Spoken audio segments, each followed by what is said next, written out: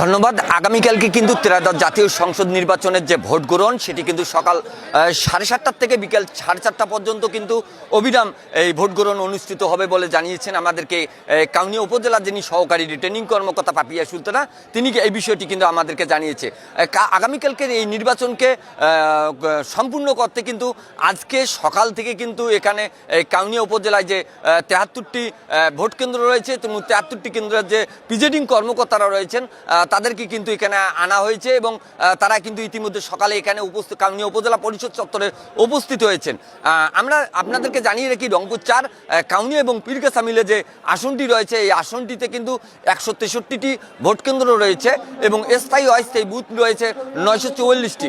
আজ আগামীকালকার ভোট গ্রহণকে অনুষ্ঠিত করতে কিন্তু এখানে আজকে কাউনিয়া উপজেলায় যে 73টি কেন্দ্র রয়েছে সেই 73টি কেন্দ্রের কিন্তু যে ভোট গ্রহণের যে মালামাল, ব্যালট পেপার, ভোটার ছিল সহ যা মালামাল রয়েছে, সরঞ্জাম রয়েছে, সেটি কিন্তু প্রিজাইডিং কর্মকর্তাদেরকে বিতরণ করা হচ্ছে এবং সেই মালামালগুলো কিন্তু আনসার বিডিবির সদস্য এবং পুলিশের সহযোগিতায় সেই মালামালগুলো কিন্তু কেন্দ্রে নিয়ে যাওয়া হচ্ছে।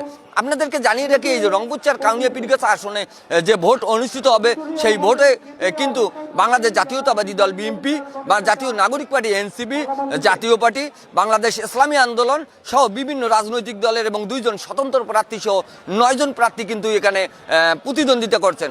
আমাদেরকে এখানকার সহকারী রিটার্নিং কর্মকর্তা পাপিয়া সুলতানা যেমনটি জানিয়েছেন যে আগামীকালের ভোট গ্রহণের যে প্রস্তুতি সেটি কিন্তু প্রশাসনের পক্ষ থেকে সম্পূর্ণ করা হয়েছে। এই ভোটকে যে কোনো প্রকারে কেউ অপ্রীতিকর ঘটনা ঘটাতে না পারে এবং বানচাল করতে না পারে সেজন্য কিন্তু মাঠ পর্যায়ে পুলিশ, সেনাবাহিনী, র্যাব, বিজিবি এবং আনসারের যারা সদস্য রয়েছেন তারা কিন্তু টহল অব্যাহত রেখেছেন এবং আগামীকালকে এই ভোটের যে কেন্দ্রগুলো রয়েছে সেই কেন্দ্রে কিন্তু পুলিশ থাকবে, আনসার বিডিবির সদস্য থাকবে, র্যাব থাকবে, বিজিবি থাকবে।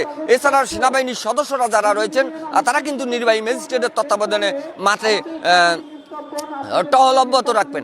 আমাদেরকে উপজেলা যিনি নির্বাহী কর্মকর্তা এবং সহকারী রিটার্নিং কর্মকর্তা যেমনটি জানিয়েছেন যে আগামীকালের ভোট যেন অবাধ, সুষ্ঠু এবং নিরপেক্ষ হয় সেজন্য কিন্তু উপজেলা প্রশাসনের পক্ষ থেকে সর্বাত্মক পদক্ষেপ নেওয়া হয়েছে। Mizanur Rahman, Asian TV, Kaunia, Rangpur.